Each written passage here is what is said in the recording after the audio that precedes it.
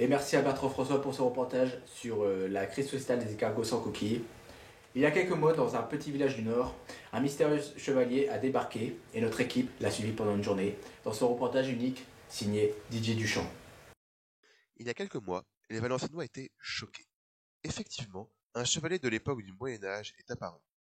L'État, soucieux de ces voyageurs temporels, a mis en place un service d'hébergement précaire. Il a donc été logé au Crous. Je suis Agloval de Galles, fils de Pélinor de Listenois, et frère de Perceval, chevalier du royaume de Valenciennes, sous Baudouin IV, grand héritier du trône.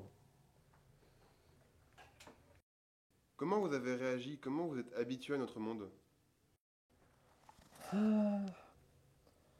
Quand j'arrivai sur ces terres, j'étais terrifié. Le château avait disparu. J'entendais le bruit des enfers. La population était anormalement élevée. Il n'y avait plus de chevaux.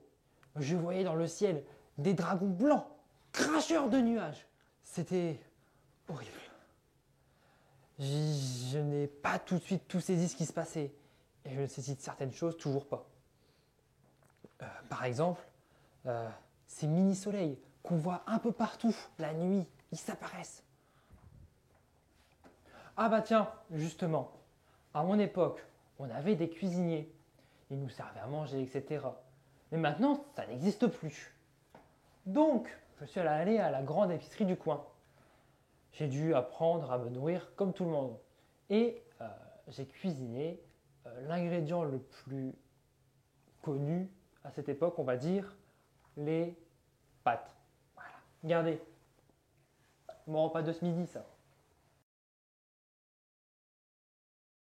D'ailleurs, cette boîte-là, je ne comprends toujours pas son fonctionnement. C'est un vrai mystère.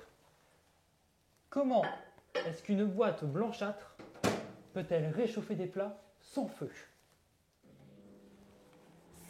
C'est un vrai mystère. C'est de la sorcellerie, c'est fantastique.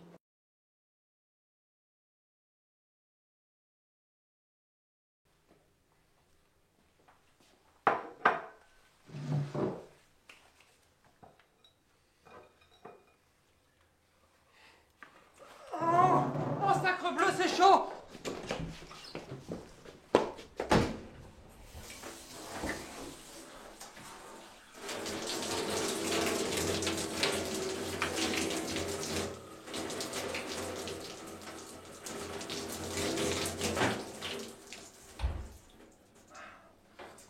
C'était chaud. Au moins, Merlin l'Enchanteur m'a sauvé! Durant mon voyage temporel, j'ai acquis une épée. Une épée au reflet bleuté. Observez-moi ça. Oh, d'où Jésus! C'est terriblement efficace!